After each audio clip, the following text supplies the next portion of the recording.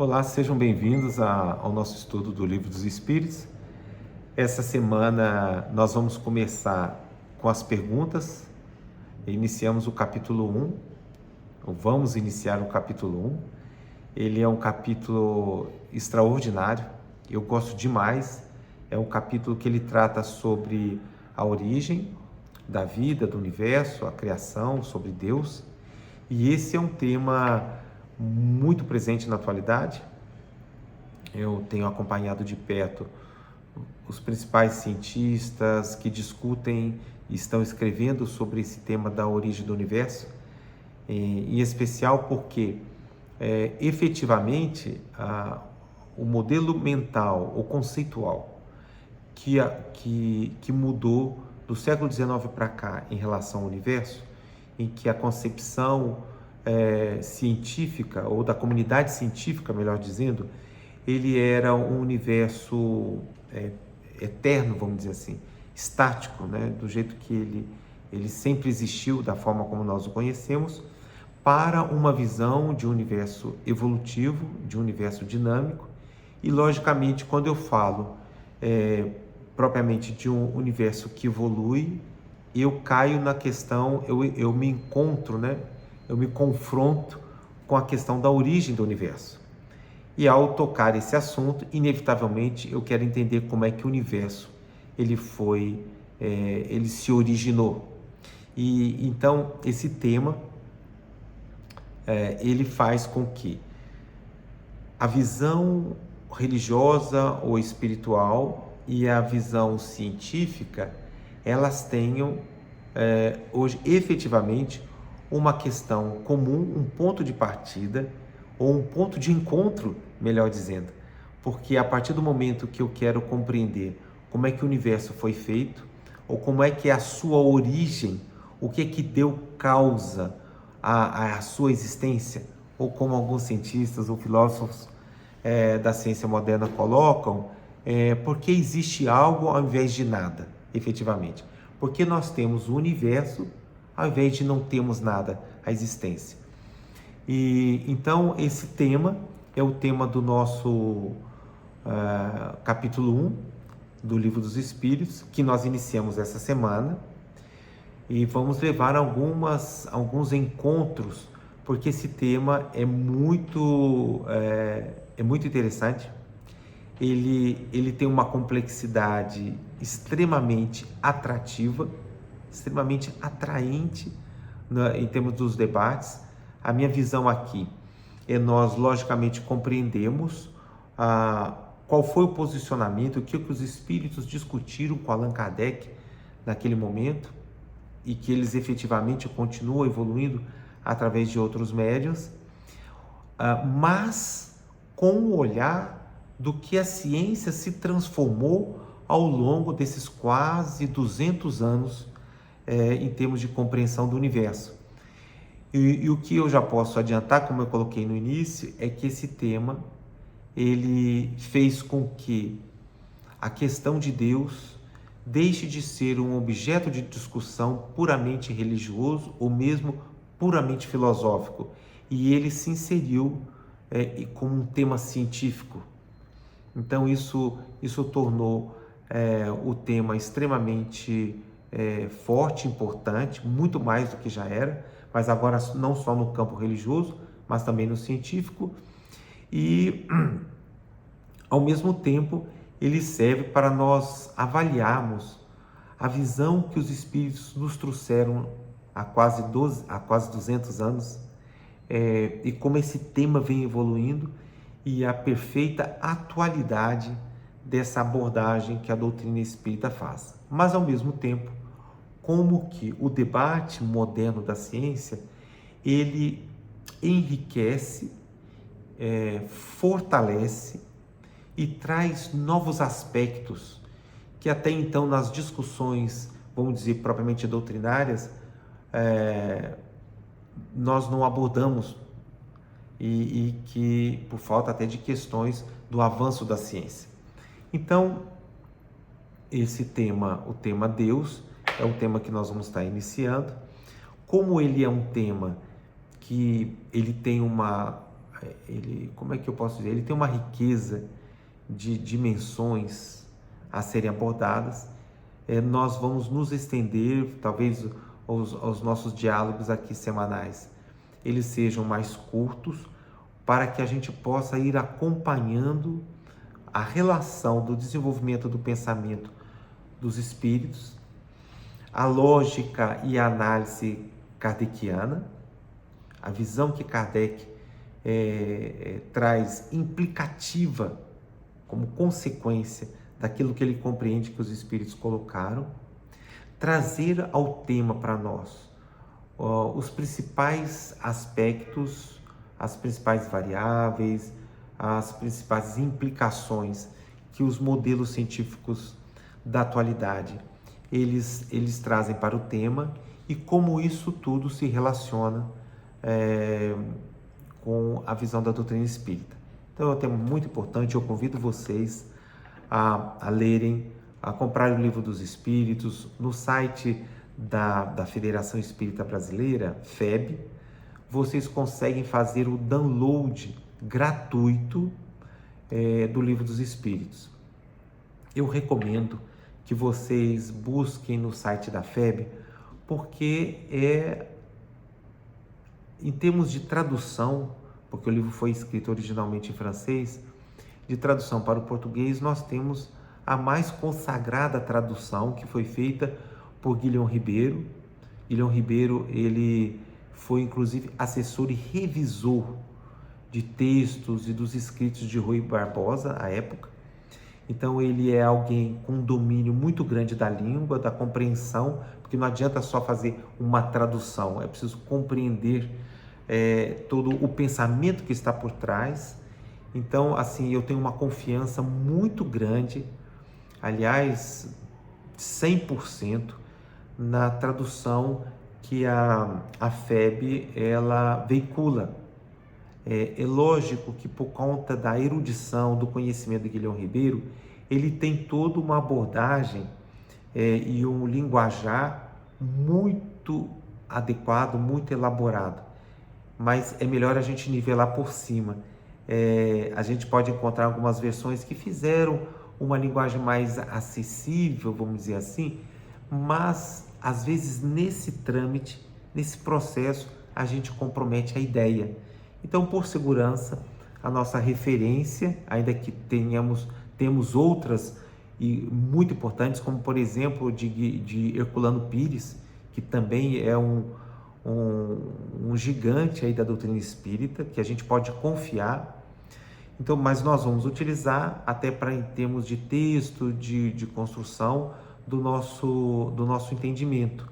Então, eu recomendo a vocês duas obras da doutrina espírita como sendo a base desse edifício do que nós vamos discutir e nós vamos compreender e analisar o tema, e inclusive analisar as abordagens da ciência atual relacionando com o ensino dos espíritos. Então, o primeiro é o Livro dos Espíritos e o segundo é a Gênese. Todos dois estão disponíveis para download gratuito no site da Federação Espírita Brasileira, e também nós temos no Amazon, para aqueles que querem, que assinam Kindle ilimitado, conseguem baixar isso gratuitamente ou mesmo adquirir o livro. Eu gosto também, eu tenho os dois, eu tenho a versão eletrônica e tenho a versão física, porque eu gosto de marcar, eu ainda, pela geração que eu nasci, então a questão do livro eu me sinto, me aproprio mais, parece.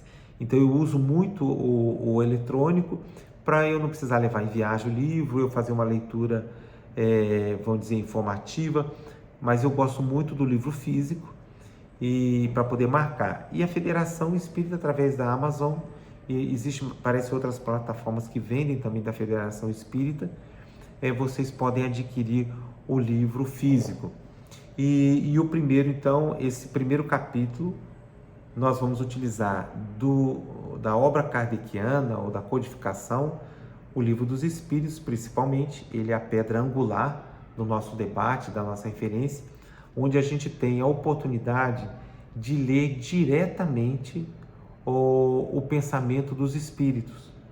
Na Gênesis já é um livro de estudo em que Kardec aprofunda o que ele debateu com os espíritos, o que ele pôde analisar de todas as informações que ele recebeu de médiuns do mundo inteiro à época sobre o tema.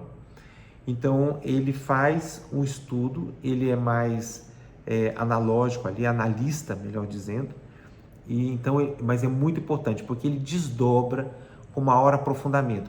Porque no livro dos Espíritos, como o próprio nome diz, é o livro dos Espíritos. Então é para que a gente tenha acesso direto à fonte do pensamento, como os próprios Espíritos expuseram.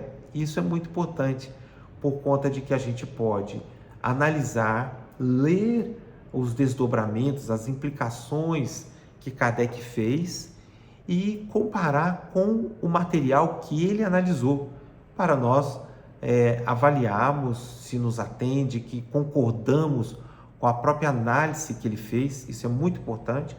Então, o Livro dos Espíritos, ele é a nossa pedra angular, porque é onde nós temos o acesso primeiro e direto à fonte, à origem do pensamento da doutrina espírita.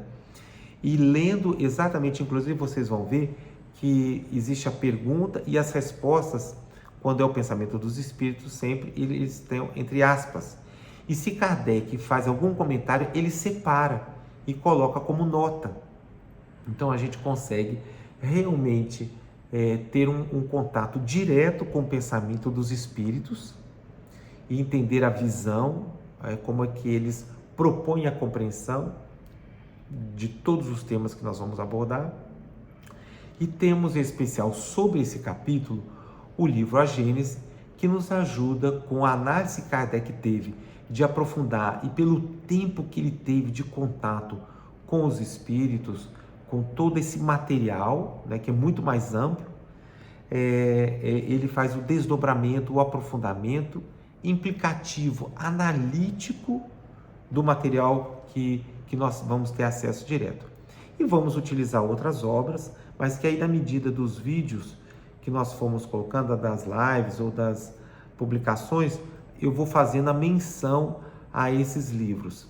E também vamos utilizar, eu vou trazer uma referência bibliográfica a respeito das principais questões ou das principais abordagens, pontos de vista da ciência, ou melhor dizendo, dos cientistas, porque nós temos posicionamentos diferentes entre os cientistas e que todos eles são complementares na compreensão desse tema.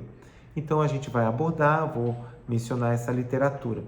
Então, essa pedra fundamental, não apenas para nós os religiosos, esse é um aspecto muito importante do nosso pensamento hoje. O tema Deus, ele ressurge mais forte do que em qualquer outra época da humanidade nesse momento.